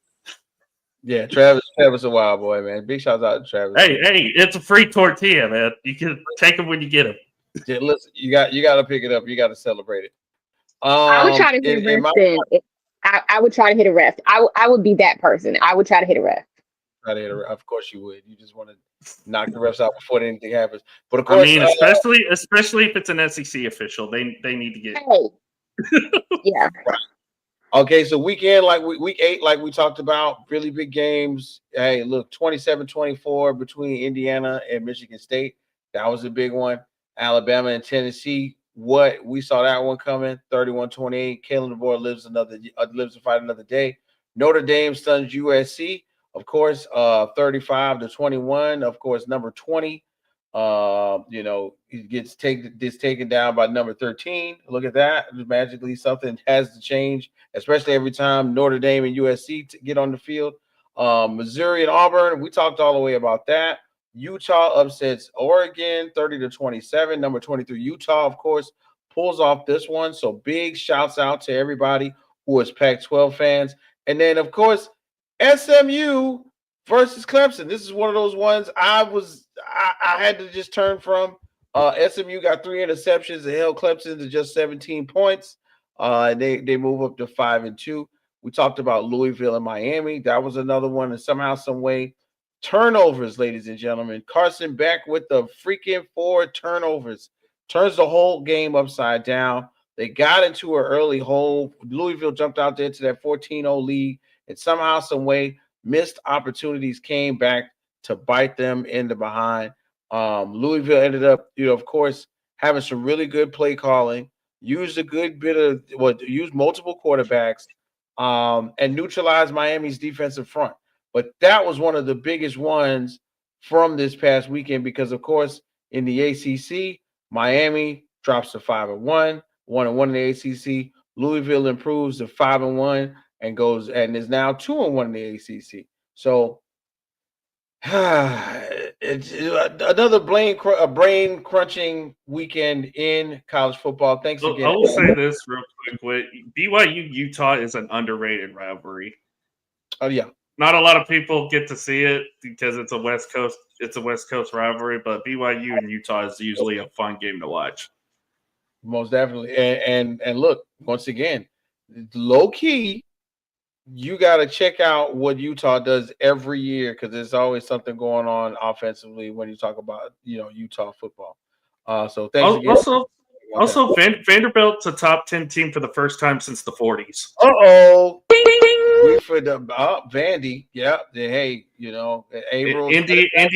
7-0 for the second straight year. They have never started 7-0 in back-to-back years ever. So that's a big thing for them. I don't know what's going on. What year is Vandy's quarterback? He's like 3rd, 4th, 5th year, something like that, right? Second or third year. Diego Pavia? Yeah. Yeah, he's like I want to say he's either a junior or a sophomore or he's a senior, never mind. So he's NFL bound next year, it looks like. That's who I want them to draft because we're going to get the number 1 overall pick. That's who I want them to draft. If we have to draft a quarterback, that's who I want them to draft. Right now, Diego Pavia is a 2nd round pick from what I've seen. 2nd or 3rd round pick. Yeah, I'll take 2nd or 3rd round on that one. Yeah, he's doing well, but still, he's got the measurables. We gotta break them down in the combine. No, I can't wait till the combine comes back around. Hey, big win for them against LSU this past week. Yeah, shouts out to them. Who knew that we'd be talking about Vandy as a relevant. We're talking about Indiana, Georgia Tech, and Vanderbilt all in the top 10. Flew off that flew out the window as you were saying it. Okay, because that's how much pressure was behind it. So thanks again, Alan, for recapping this past week in NCAA. It's what we needed. So we appreciate you for that one. Now, of course, one of our favorite topics of the week. NFL, right? Week 7 went down with a bang. And somehow, some way, we are still here to talk about it. I don't even want to start to where I want to start at, but of course, let's go ahead and throw it out there. Thursday night game, Steelers-Bengals, 31-33. Instant classic, the Bengay Bowl. The Unk Bowl. There was so many names. The Icy Hot Bowl. Sponsored by AARP. Right, sponsored by AARP. There were so many names for this one for me because, of course, if you don't know, now you know. Uncle Joe Flacco got traded from the Browns. He went 4 hours away to the other side of Ohio to the Bengals, and then of course he's playing Aaron Rodgers, who has been doing really well, surprisingly, for my Pittsburgh Steelers. But out of nowhere and on short notice, to a degree, no less, 2 weeks, 10 days, 10 physical days of being in a building. Joe Burrow threw for 4 touchdowns, including the game winner with 12 seconds left. And this is one of those things where a number one receiver was a number one receiver. Let's put it like that. Jamar Chase is out here in the streets tearing up Jalen Ramsey, and I love Jalen Ramsey. I love his heart. I love the fact that he did not back down from going up against arguably number one or number 1A of wide receiver and did what he had to do. But man, was it an arduous process listening to and watching that game. Can't forget about Buccaneers Lions. Monday Night Football, the lights are bright. Jared Goff, Sam Darnold, toe to toe. Because we had a doubleheader last night for Monday night. Big deal for me because I had Jared Goff on fantasy. And out here in the streets, Detroit improves to 6-1. And then 5-2. 5-2. 5-2. Okay, yeah. Detroit improves to 5-2. Jets, Eagles. Miss April. I'm not. Jets. No. No. We not. No. We gotta live in this world, April. You tell me. You tell me. You think about Jets this past weekend right here. Is it time for Tyrod? Tyrod didn't do any better. Well, He didn't do any better. According to Woody Johnson, it is because Woody Johnson called out Justin Fields to the media. So. A full week of practice. And Justin Fields was benched in the second half, and Tyrod Taylor didn't do any better. We still didn't score a touchdown. So, no. So, you want me to talk about it? Okay, here we go. I'm gonna talk about it. Hey, Woody, Alan Glenn, GM dude, whatever your name is, I don't like you, so I'm not even learning your name because we need Joe Douglas back. Y'all know who is free right now? Who's a free agent that actually wins games in New York? Mike White. You want to sign somebody? You want to do something? Bring Mike White back. I'm just saying. He actually has won us a game. He actually has scored a touchdown. Mike White, ladies and gentlemen, has entered the chat. Sell Mike team. White. Sell the team. I mean, hey, Gabriel, when you write, you're right. Okay, so I'm gonna give you that one. Okay, it's a lot that can be said and done. But of course, the Jets out here losing 20-23 to the Eagles. Jalen Hurts is still doing Jalen Hurts type things. I don't think that this offense. I didn't even play the Eagles. Right. Well, I mean, but I don't think that the offense for the Jets is sustainable the way it is right now. Something has to. It's not. Something has to change, and I don't know. I don't know if having number one receivers coming back. I don't know if Brees Hall focus. I don't know where you go right now with the Jets. But I'm not hating on them because the opportunity is still there for them to find hope in these last couple of games. Don't find a win. Do not find a win. Lose the rest of the games. At this point, no. Do not find a win. No. No. Why not? Let's find a win. No. No? Okay. All right. No. As a resident Jets fan, our whole the whole offensive line. So Tyrod is not.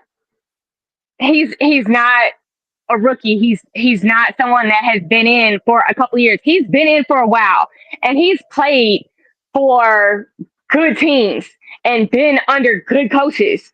So it's not even fully on the quarterback at this point. O-line is not holding, excuse my language, for shit. Tyrod got sacked back-to-back. Same way Justin Fields got sacked back-to-back.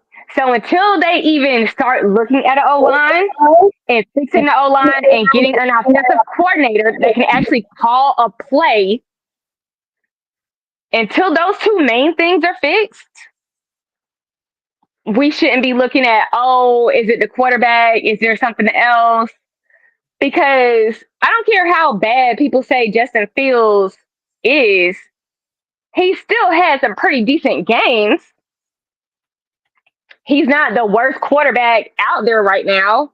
So fix the O-line. That's a major issue. Is our pocket collapses like almost immediately, like done. Whether you're holding it for 2 seconds or 5 seconds, the defense is right on them. And then our offensive coordinator, they can't call a play to save their life. So until you fix those two things, I don't care who quarterback is. It's not going to make a difference. So, no, lose out the rest of the season. We do not need to win a game. You need to be keeping your eyes on the prize on how many picks can you get. Because that's what it's going to take to fix this team. How many picks can you get? Oh, listen, bro. When you write, you write. Once again, Ms. April, how many picks can they get? What assets can we get rid of? Who can we move? And who's going to come back from injury? I don't think that this is solely put. I hate the fact that, and I don't want to say it like that, but first year head coaches, especially defensive coaches, it's tough to have. It's tough to for this. Let me just get the words out. It's tough for the issue to be the offense, but you be a defensive minded coach, and then everything be kind of paramount and based around developing a quarterback. Where do you get the help from? Who is on your staff? Where can I get someone to help rebuild or reclamation, put a reclamation for the project, which is currently Justin Fields? And April, let me ask you, and we're going to move on after this because I'm not going to pick on you. The idea is, depending on how the season goes, are we just going to wash Justin Fields, or would you give him another opportunity, like one more try? You got a lot of money tied into him, in my opinion. That's a lot of money. I feel like they need to work out something where they're using both Tyrod and Justin equally. I'm fine with either one of them being the quarterback throughout the rest of the season. I don't think it's 100% a quarterback issue now. Are either one of them the future of the franchise quarterback? No. But for the next season or two, I have no issue with them. I don't feel like that's where our biggest issue is. It's not the person that's the quarterback. It's the coach and surrounding staff. So my issue with AG, you talk to Bill Parcells how many times a week? Almost every day. Oh, Lord. Why haven't y'all fixed this offense yet?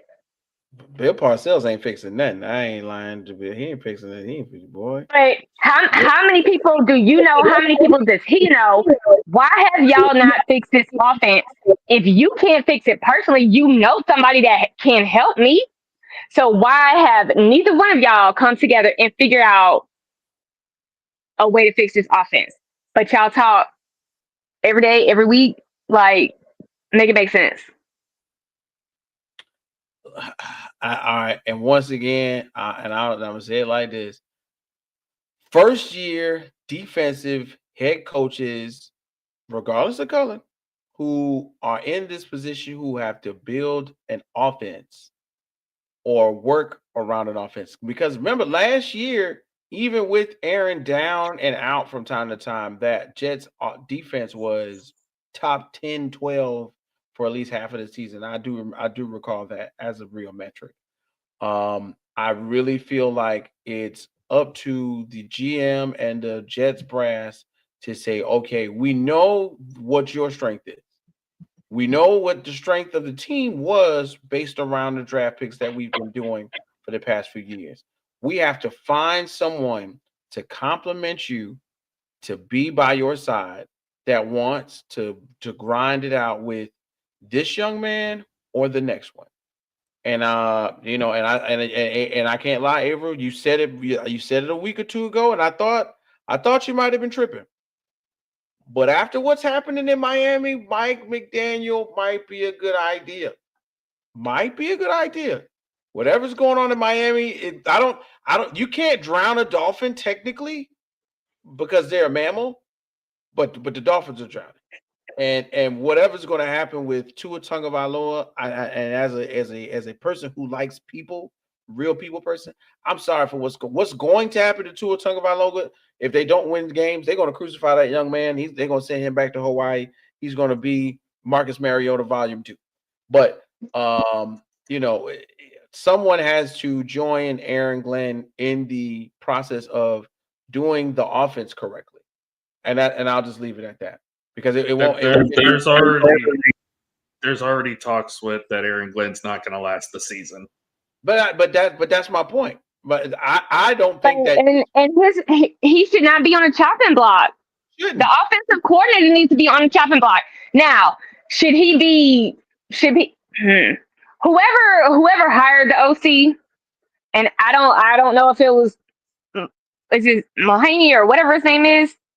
I don't know if it was him or Glenn, but whoever hired him, yeah, your job might be a little shaky because of that hire. But if anybody gets fired, the OC needs to be the first one out the door. I'm sorry. Before you fire anybody else, he needs to be the first one to go. Yeah, Jets. Yeah, Darren Mogi. Of course, Mogi was hired in 2025 January. Pretty much after they got rid of Joe Douglas, he's been there, just as long. And normally the GM and coach are tied hand in hand. So I don't think they get rid of the GM, this Allen, just so fast. I think that they will give him another year, but they have to scour the earth for someone who can come in and work with that young man and build him piece by piece. Because we see Caleb Williams looking pretty good right now with a coach, offensive coach. They just have to figure out someone that can do thing with him. So there is someone that is available right now that is sitting at home, not doing shit. Will they take an OC job? No. Mike McCarthy? But there's someone that runs the same exact offense that Justin Fields is used to. A little bit more sterner than what he's used to, but they run the same exact offense and they're sitting at home. But will they take an OC job? Nope. Who you talking about? McCarthy. Yeah, Mike McCarthy. Oh yeah, he's not taking an OC job. He's taking a head coaching job. And I guarantee you, there's about 2 jobs, maybe even 3. He runs the exact same offense that Justin is used to. Like, we need help. You're sitting at home, dude. Yeah, I think that's a great answer to the question.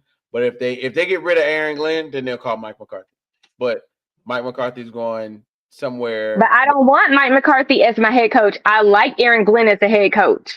Yeah, I just want McCarthy to come in for this season because I know he's looking for a head coaching job, and that's fine. But in the meantime, for weeks 8 through 18, can you just be our OC real quick, please? Thank you. Paging Cliff Kingsbury. There we go, right there. Paging Cliff Kingsbury. And let's continue on, guys, as we're getting closer to the top of that second hour. We want to make sure we knock out something else. Alan, you know what, Alan, man? You've been my friend for a long time, Alan. And somehow I know that there are things that you enjoy talking about. In basketball, it is the Oklahoma City Thunder. In baseball, who's your team in baseball? Is it the Astros? Oh God, no! God, no! Texas Rangers. Of course, I was messing with you. Yeah, the Rangers in baseball, and then of course, somehow, some way, when the stars shine the brightest in Dallas, we gotta refer to you, man. So come on, Alan. Let's talk about your guys and half of the countries, to be honest. the stars shining bright in Dallas. That's right, y'all, ladies and gentlemen. Somehow, some way, after a long, long period of time, we're seeing something happen here for the Dallas Cowboys. During a midnight, well, not a midnight, but a mid-evening game this past weekend, Dak Prescott got an opportunity to play with not one, but 2 number 1 wide receivers for the first time as CeeDee Lamb returned from his recovery, as he recovered from his injury early that he attained earlier this season. And then somehow, some way, Dak put up some crazy stats, some really good numbers against a rival team in the Washington Commanders, as he went 21 for 30 for 264 yards with 3 touchdowns. My guy, crazy old George Pickens, got 4 receptions for 82 yards. And then CD Lamb on the way back, 5 receptions, 110 yards, and a tutty. I think this was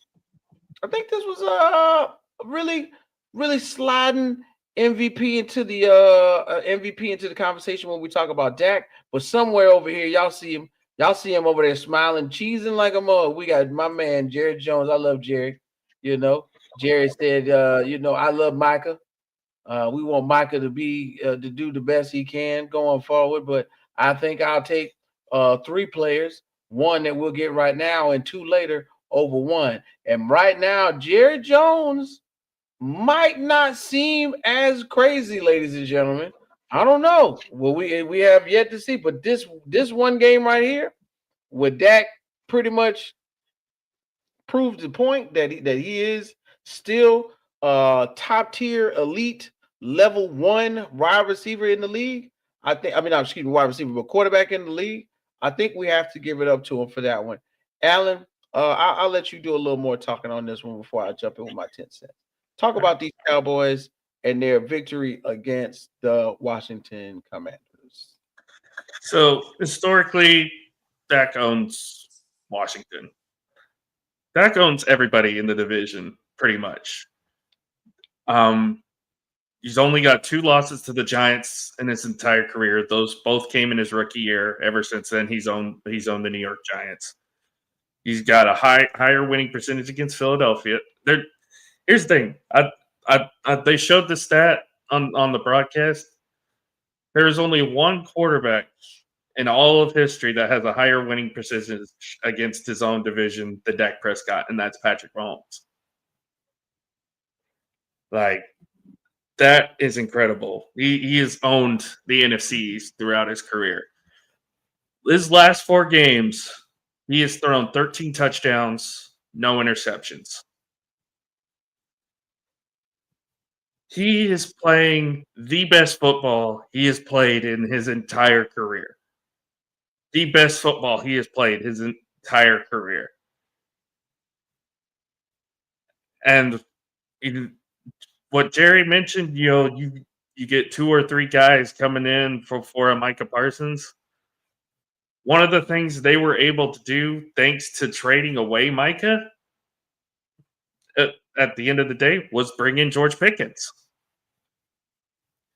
And when CD went down, someone needed to step up.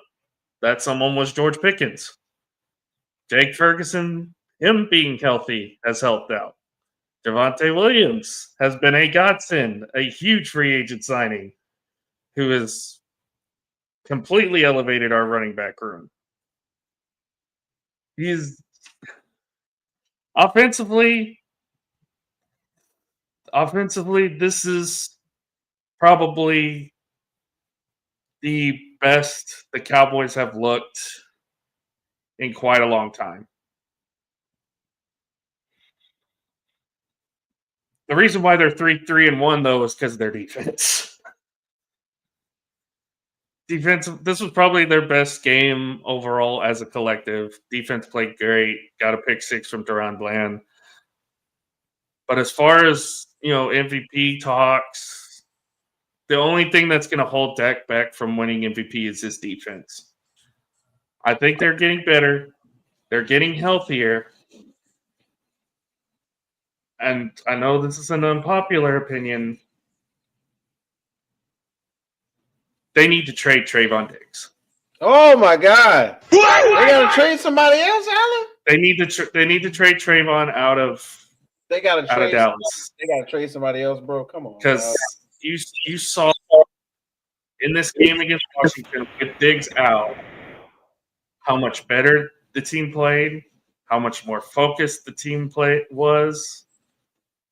They finally switched back to man coverage. They got a little bit more aggressive up front. They did a great job of stopping the run. I would be okay with trading Diggs before the deadline, maybe get a couple more picks out of it. There's talks that they may try to go get a pass rusher with the picks that they have before the trade deadline. I heard a good name out there floating around too. I think they've already confirmed that he's staying in Vegas, unfortunately, but he needs to get out of Vegas. By the way, Vegas is awful. Vegas is awful.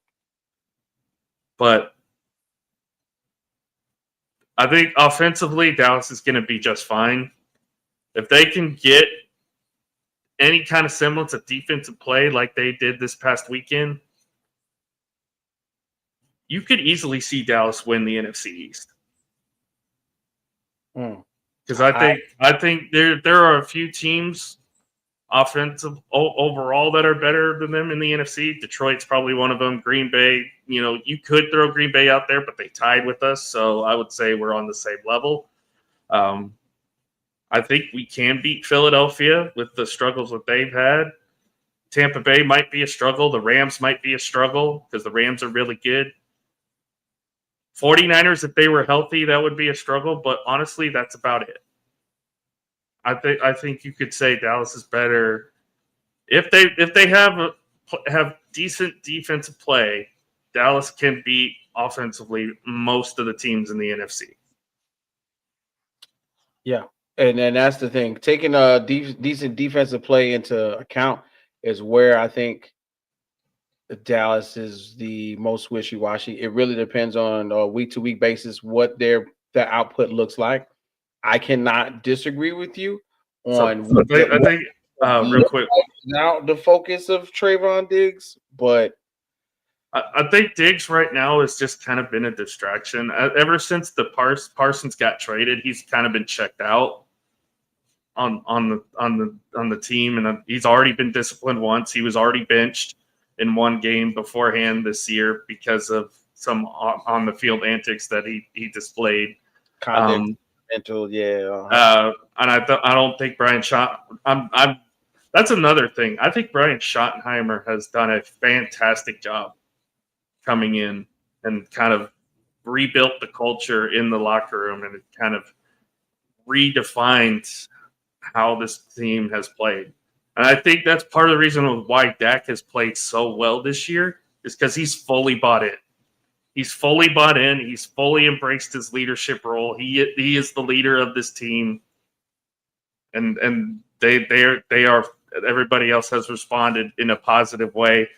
There are some that haven't. Obviously, Diggs is probably one of them. But you bring it. You like you said. What was the talk when George Pickens got traded? It's like, oh, he's going to be a locker room problem. He's going to be a locker room issue for the Cowboys. He's going to want to get fed the ball a lot. He's going to want to get a lot of things done. But Pickens has responded well. They play great together, and when they're on the field together, they are hard to stop. It's almost unfair. Yeah. And literally, bro, my thing was, I think George Pickens is like an angry kid, elementary school, middle school, when he doesn't know when he's going to recess, right? Okay, he just don't know. When you take some kids, when you ain't know, Avery, you've been there. We all been there. It's one or two people when you take away recess from them, they disrupting the whole class the whole time. George Pickens is like that, and what he was mostly, I think, upset about was not having a solidified number one quarterback, and him not being a part of the offense on a week-to-week basis. Which, as you can see, when he is okay with the quarterback, the playbook and all is accessible to him, he's fine. So even as a Steelers fan, I would be remiss to not wish him well in Dallas. And and I'm talking about the sky's the limit for him talent wise, but God forbid anything go wrong and him and Dak have issues or words, or he feels misled by the game plan because he's not getting the ball enough. But right now, and that's why I love the job that Brian Schottenheimer has done. He's got everybody on the same page, which is something that really no Cowboy head coach has done since Bill Parcells. He's got the quarterback on the same page. He's got the wide receivers on the same page. Javante's been running hard. The offensive line has been playing well. Again, everything but the defense. If the defense just plays decent, Dallas has a great chance. Not saying that they will.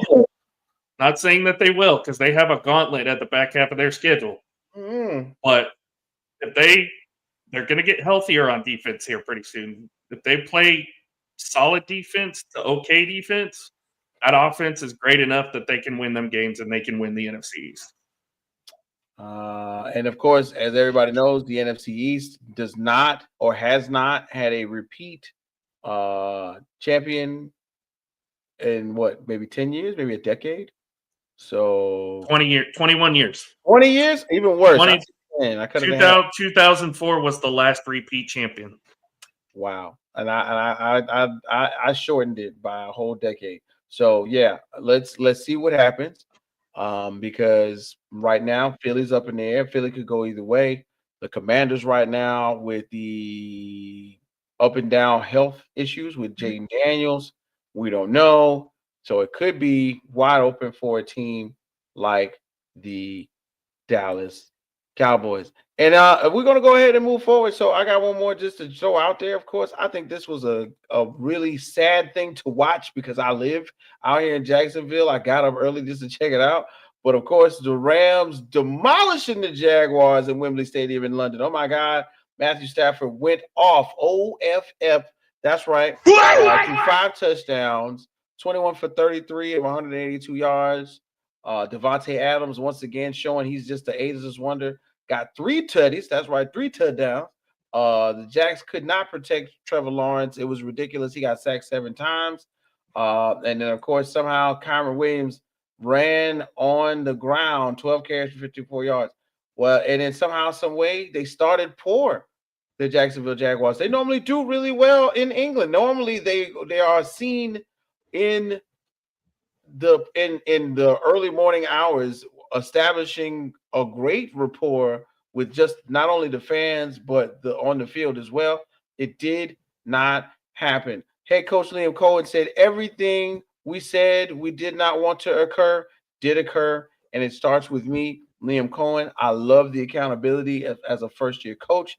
Yes, it's going to start with you, but then the next name up is Trevor Lawrence. All right, y'all. You know what? We did it. We got there, right there to the top of that the second hour. So you know what we got to do? Y'all know what we got to do, man. Hold on. Before we get too far, we got to do this. 1, 2, 3, 4, 5. The fifth topic. That's right, y'all. The fifth topic. Before we get to the close of the show, we got to bring it up, man. A game that I thought visually would be remembered for the rest of the season. And there are other ones that we could put in there, but we got to talk about it, dog.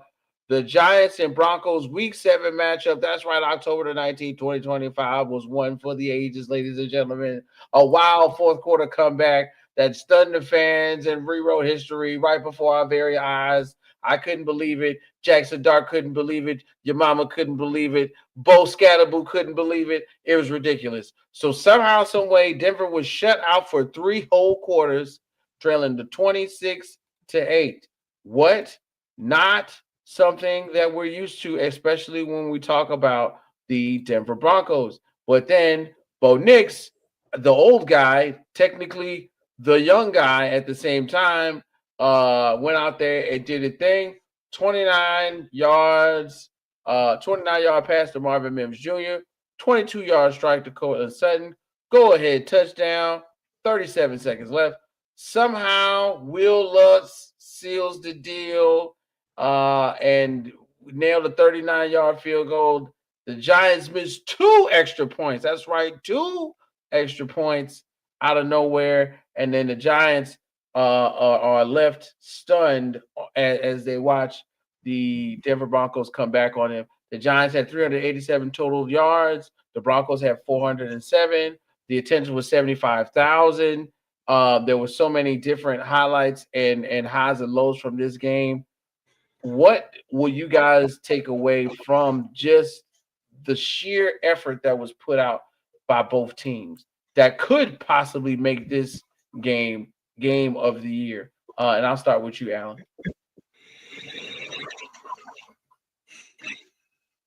The Giants have done one thing differently, because that was once in a million different things had to happen for Denver in that game to make that comeback work.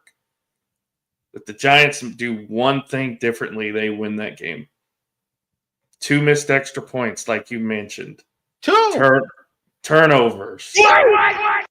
3 and outs. Not missed passes. No conversions. You leave too much time on the clock at the end of the game. If that is coached any different in that fourth quarter, just one little thing coached different, the Giants win that game. Man. But at the end of the day, all the things Denver needed to happen, it all happened. So great game. 33 points in the fourth quarter is crazy. And I'm glad they got it out of the way now, because now we have to go to Denver next week. So that'll be interesting. But yeah, great game. Giants blew it, honestly. If you want me to be blunt about it, the Giants really just blew this game because they had this game in the back of their hand. They do one thing different. They win. So, yeah. To me, it's more so the Giants blowing it than Denver actually winning it, in my opinion. So, April, as you got a chance to observe either live or see the highlights from this game, what's your reaction to this? Oh, I watched it. Okay. Yeah. What's your reaction to this tough loss for the Giants? Just at a game that they had right there in their hands.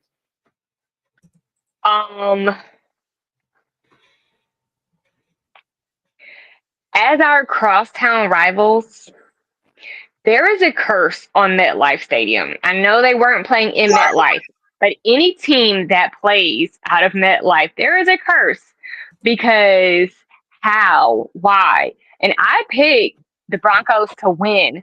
So I'm literally screaming at my TV because I need that point.